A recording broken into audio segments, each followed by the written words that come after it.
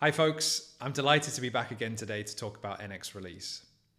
NX Release was a tool that we announced back in October of last year, and I'm pleased to say that we've been working through the early access period for it, and it's now ready for everyone to use. We support lots of different approaches to versioning and publishing, and we have a brand new Programmatic API for NX Release that I'm very excited to show you today. So we had the NX Release CLI introduced with the alpha, and we've been hard at work making it the best it can be.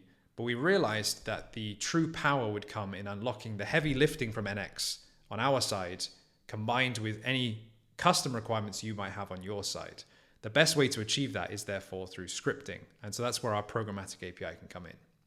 So no matter how complex your workspace, no matter how varied your requirements, hopefully there is a form of NX Release that will work for you. Today, we're going to start with the NX Release command, which is a new overall command which involves the versioning, changelog, and publishing steps all in one. We will briefly mention some of the subcommands, so you can run just NX Release version, NX Release changelog, NX Release publish individually if you wish, and we will migrate over to using the Programmatic API for maximum power and flexibility. There's so much good stuff I won't have time to cover today, but please check out nx.dev for the documentation. We're going to continue working on that and adding more and more practical examples for you to be inspired by. So here we have our workspace. We're using npm in this case, but this works just as well with yarn and pnpm. So we have our workspaces configuration that specifies our packages, and the only two things we have installed are NX.js plugin and NX Core. We have an awesome package. This is depending on the utils package, which also lives inside of our monorepo. And we also have a private package. And private in this sense means completely excluded from our releasing process. NX is capable of versioning private projects, even though you won't be publishing them. But in this case, we're just illustrating how we can use NX Release to exclude the project completely from consideration. So the way that we do that is we have our release config inside of NX.json, and we can say projects, and we can use any of the matches we're used to from NX Run Many here. So we can give project names directly, for example, awesome and utils, to target just those two projects. Or we can say everything with a star pattern, and we can say except private. So we can say not private. So again, all of the matches you're used to, like tags and directories and project names, they're all available here inside the projects array. Let's use awesome and utils just for explicitness. And now we're ready to run our NX Release command. The NX Release command will do the versioning, changelog, and publishing steps all together. So let's run dry run so that we can see a preview first before making any changes. And what's going to happen is we're going to get this useful error down the bottom. And that's because we have never run NX Release on this repo before. So we don't have any historical information, for example, in the Git tags to know what the existing version would be. So now we'll run it this time with -- first release, and this time everything will work. Our dry run will preview everything successfully. So we chose the minor bumps. We have 1.2.0 now, and we can see that it's detected that we have a dependency relationship. So it's not only updated utils, but it's updated the usage of utils inside the awesome package. So awesome package.json receives two updates, the version itself and the dependency on utils. Our lock file would be updated as part of the run. We would stage those package.json changes, and we would generate a changelog. In this case, we didn't have any commits which showed what changes we made. So we'll just get some text saying that it was a version bump only, as well as committing and tagging the changes. We didn't publish anything because we were in dry run. But this time, if we remove dry run, we're going to action all of those things that we just saw a preview of. If we don't want the interactive prompt, we can say specify equals minor to just tell NX Release straight away what we want. And this time, you'll see we'll get a prompt for if we want to publish. And if we accept that, we will go ahead and actually publish these packages. In my case, I'm running a local registry on localhost, but this would be the npm registry output as well. Now we can look at our files on disk and see that the changelog has indeed been written. The package.json has been updated for utils. Importantly, it's not been updated for the private package, so it's still version 1 there. And the awesome package has likewise been updated, both in terms of its version and also its dependency on the utils package. Let's go back to our NX.json now and add a property for controlling the version phase of the release process. What we're going to do here is we're going to inform it about the fact that we like to use conventional commits. So instead of us having to imperatively tell NX Release, hey, I want to bump to a minor version, or I want to bump to 15.2.3, we're going to use conventional commits to inform NX Release about the changes we've made and it can then derive the bump that we want to make. So our tags and commits so far are our initial release of 1.2.0, and we only have chores so far in our Git history. Obviously, if you were adding NX release to an existing repo, you'd probably have existing commits for features and fixes, but in our case, we only have some chores. Let's run NX release and dry run again. This time we use the shorthand -d. And as you can see, our output has changed now. It's saying there were no changes detected using the conventional commit standard. So now we've successfully enabled this conventional commits mode. NX release is attempting to use our commit data to inform about any bumps. And in this case, because we only have the chores, there are no bumps to be made. Let's instead now come in and add a README just so we can add some form of change and commit those changes. So let's add a README to the awesome package and let's claim it's a feature. We're adding an awesome feature to the awesome library. So let's run NX release in dry mode again, dry run mode again. And so this time we have the minor bump with the Git history detected. Therefore, our 1.3.0 is propagating through. All these changes we're familiar with at this point to the package.json files. However, this time we also have a nicely formatted changelog file. This is because NX release has a built-in changelog renderer that you can actually replace with your own custom one if you wish, but it has its built-in one which can understand your commit messages and print some nicely formatted markdown. Let's repeat NX release, this time without dry run mode. We'll go ahead and accept the publishing step again, propagate everything through. And sure enough, we'll have everything we've got used to at this point with our package.json updates, changelog updates, lock file updates. Everything gets done for us in one easy command. We can also check out the changelog file on disk to just see the final effect of that pretty printed markdown. So we can see our awesome feature. We can even see that as a contributor, I'm being thanked and tagged in the changelog output. This is especially useful when we're on GitHub, because we can tag the username of the user and they will appear. So let's open up GitHub now and let's look at the actual remote repository for this release and for this project that we have. So if we want to actually go ahead and create a release on GitHub, we can actually do that with NX release. So we can come in and add a changelog property, because it's during the changelog phase of NX release that the changelog and therefore GitHub releases get generated. And we're going to alter the defaults of workspace changelog to opt into creating a GitHub release. So for this, we need to update the workspace changelog property and set the create release option to GitHub. More version control providers will be supported in the future, but for now, GitHub is the only option for this. So this time we'll run NX release. We'll still do it in dry run mode, because the dry run will also be able to preview the URL of the GitHub release that we would create. Now, when we first do this, obviously we've already published everything and created a new tag. So we need to add a new commit that the conventional commit standard can be picked up, can pick up using the parser inside of NX release. This time we'll pretend we're doing a bug fix, so it will only be a patch release that we're looking to do. So we'll update the README of the awesome library again.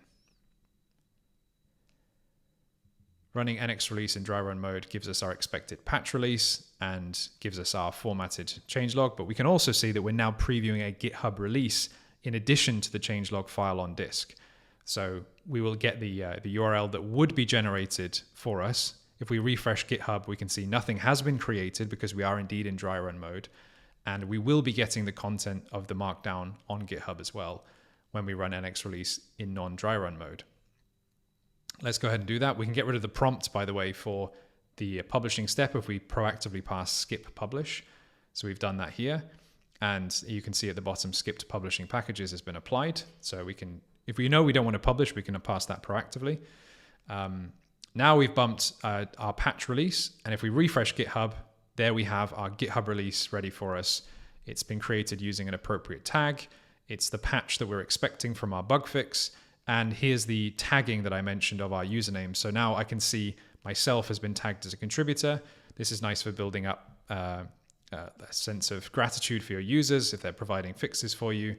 And this can be disabled in config if it's not something you personally want to include. So we've seen then the power of the NX release command. We've discussed that it's versioning, changelog, and publishing in one step. And obviously in these common cases, that's really good because that means we don't have to worry about the individual pieces. But what about in more complex monorepos? What about when we do want more control? Well, we can reach for the subcommands, NX release version, NX release changelog, NX release publish. but we have another even more powerful tool in our tool belt that's a first-class member of the NX release family, if you like, which is the Programmatic API. With the Programmatic API, we can let NX release still do all the heavy lifting, but we have the full power of scripting to create any and every workflow that we want. So we can leverage that by just literally writing some JavaScript. We obviously could use TypeScript if we have TypeScript wired up in our repo. In this simple repo, I'm just going to use vanilla JavaScript because that's what I have available to me. But we can still leverage TS-check in VS Code to get some feedback from TypeScript from the language service.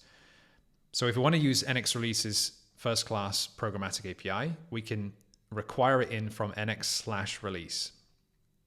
The thing we can bring in there is 3 different functions: release version, release changelog, and release publish. We can actually require or import the release command as well, which would be the overall NX release that we've seen many times in this talk so far. But usually if we're using the programmatic API, it implies that we want more granular control over the different phases of releases. So that's what we're going to use here. We're going to split releasing up into its 3 distinct phases. This is our usage. We have 3 async functions, so we're just going to await all of them. And they each take in a config object with the configuration. So you can think about this as a mirror of the configuration arguments we pass to the CLI variant. This time we pass in options using a config object. So let's use version, and we'll specify that we're doing a minor bump. And it's a good idea for us to be able to control whether or not we're in dry run. Let's set dry run to true by default, so we protect ourselves in our script from accidentally making changes that we aren't yet ready for. And release version is actually going to return some data. One of the things it returns is workspace version. This will be set in this case where we have all of our packages being versioned together as an overall version for the workspace. We'll set dry run on our changelog command, and we'll set dry run and verbose on our publish command as well. As you can see, we're actually passing that returned version into the changelog function. That's really important, so the changelog knows what it's targeting for its generation of changelog information, as well as generating tags and creating GitHub releases, all of that kind of stuff. So now we have the programmatic API wired up. This is a full and complete example. We've set every command to be dry run. We're not bothering with verbose logging, and we're doing a minor bump. This obviously is not going to be that great for us going forward because we want to be able to control that minor bump and the dry run option and the verbose option. So let's instead lean on yargs as an example of passing arguments from the usage of this script. So I installed yargs at the root of the workspace, and I've now just got some examples of wiring up yargs to control these important flags. So we have the version flag, the dry run flag, and the verbose flag. I'm going to set the default of dry run to be true, just like we have hard-coded before. And so this time I'm going to pass options.version to propagate that through from our yargs. And I'm going to set dry run and verbose based on those yargs arguments as well.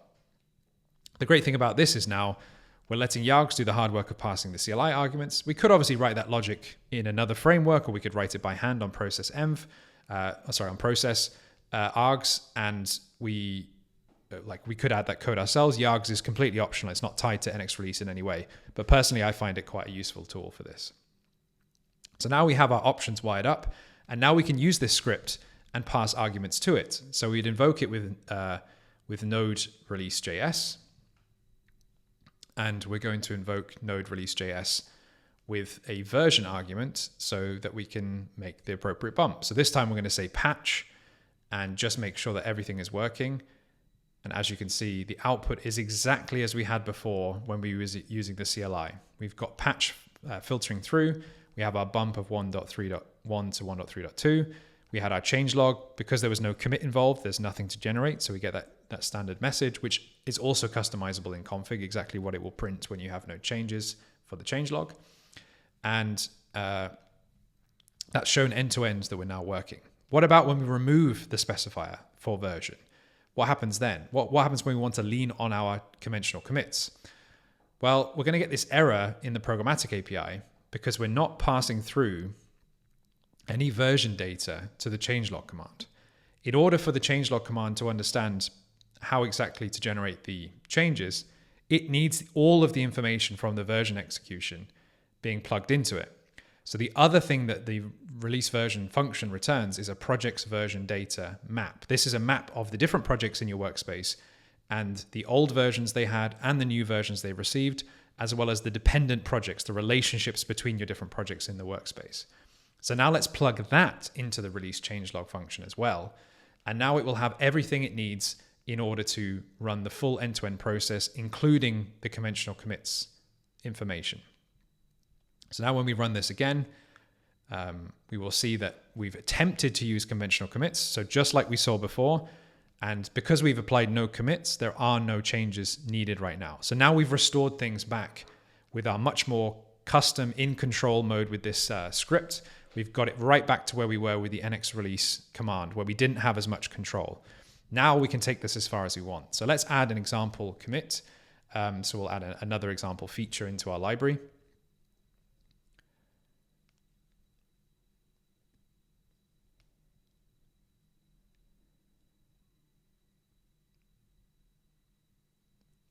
Now that we have the feature, we can run node release.js again. This time we'll get our minor bump that we're expecting from 1.3.1 to 1.4.0. And everything is looking good in our dry run output. So because we've got dry run enabled by default, we're going to need to tell the script, hey, we don't want dry run mode this time. So we can pass -- dry run equals false to override the default of true. Obviously in your own script, you can make dry run be false by default. It's just in this example, when I set up my yargs config, I went for it being true to just protect me. This time we'll look at GitHub, and sure enough, now we still have the creation of a GitHub release based on our NX.json, our release config. Our two releases that we created on GitHub are now both there next to each other. And so we really can do anything that NX release CLI can do, we can do with scripting. And that's obviously really powerful, because now we could do custom things with this that the CLI can't just magically do for us, can't know about our specific use cases. For example, we could invoke these commands conditionally. We could make changes to these arguments before we pass them into the various functions. We could toggle dry run or verbose based on certain conditions inside of our scripts. We could set it based on environment variables or certain things to do with, for example, running on CI or certain things around different branches, things like that. So now that we have our working example and our script is useful, how can we take this further? How can we make this into what might be a realistic flow for somebody who likes to do provenance information for NPM packages, for example? This is the ability to sign your payload and have it show up in NPM as a little check mark, showing its traceability all the way through to its original commit. Well, for that, we would need to run the publishing step inside of GitHub, specifically GitHub Actions. We can't run that publishing step on our local machine. So in order to do that, we'd obviously need to get rid of publish in here. You could obviously make this conditional as well. You could say if in CI, then run publishing. If not, run it locally. In my case, I'm just going to get rid of the publishing step altogether from my script. So now my script only does versioning and changelog. And now I'm going to add a new GitHub workflow. I'm going to call it publish.yaml. And I'm just going to add some boilerplate that I've created before. So we're going to add a special workflow here, which has got a workflow dispatch action, which means I can create a button in the GitHub UI. And importantly, I'm also going to trigger it when a release is published. I'm going to give it special permissions to create an ID token, because that's needed for GitHub provenance information. I'm going to check it out with all of the tags available so that it can see the previous versions. And I'm going to run those subcommands that I mentioned, NX release version, so I can apply the version that comes in from the tag, or sorry, from the release, or comes in from the button press. And I'm going to run NX release publish while I'm setting some environment variables. So for example, my NPM token to authenticate with NPM and config provenance to enable the provenance information. So now if we add a chore for this to represent this workflow being added, we can persist that up to GitHub. And what we now have is a new workflow available to us on our GitHub Actions. So we can see that workflow by clicking on all workflows over here. Because I've got a narrow window, it's not showing in a sidebar. It's just available in this dropdown, but we can bring that up now. And here we have our button that we can run a particular version. So I have this input field generated from my YAML config where I could imperatively create a release if I wanted to. But what we probably want to do most of the time is have it be triggered from our script. So let's add a new commit that will necessitate a new release being created. Let's add our feature once again.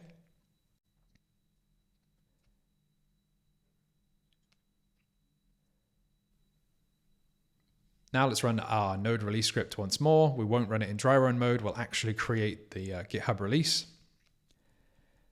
And because that's filtered through, we now don't have any publishing information at the end of our workflow as we expect. And now we've created our 1.5.0 release. Because we created that on GitHub, it's triggered our publish workflow. Now, I'm running with a slightly modified NX copy here just so I can have a green status here. But technically, our release has failed in my example because these aren't real packages that I control. So I've not been able to authenticate to publish these packages. If you were doing this actual step in your copy of NX, this error would cause the whole process to error. So you'd have this be red. But this was just for illustrative purposes. This is what it'd be like if your publishing succeeded. In my case, I don't have the right to publish to the awesome package or the utils package. So that's why that would be an error inside of the process. So here we've covered what I think is a really good workflow. This is a workflow that I apply myself personally on projects such as TypeScript ESLint, Angular ESLint. We've also seen it work well on the RxJS repo and a few different others that have adopted NX release already. Being able to control things locally, run things in dry run mode, see previews of everything, but then ultimately create releases on GitHub and trigger workflows is really, really powerful. And you get that provenance information filtering through. As we covered, we're running the subcommands in our workflow here with release version, release publish, but you could, of course, use your release.js script and have conditional logic down the bottom here to only run publishing if something is true.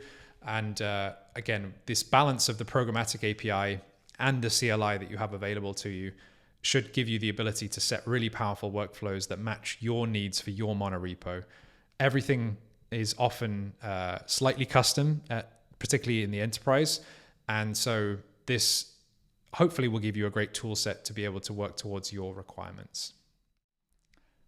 That's all I've got time for today, I'm afraid, but there's so much good stuff I didn't have time to cover.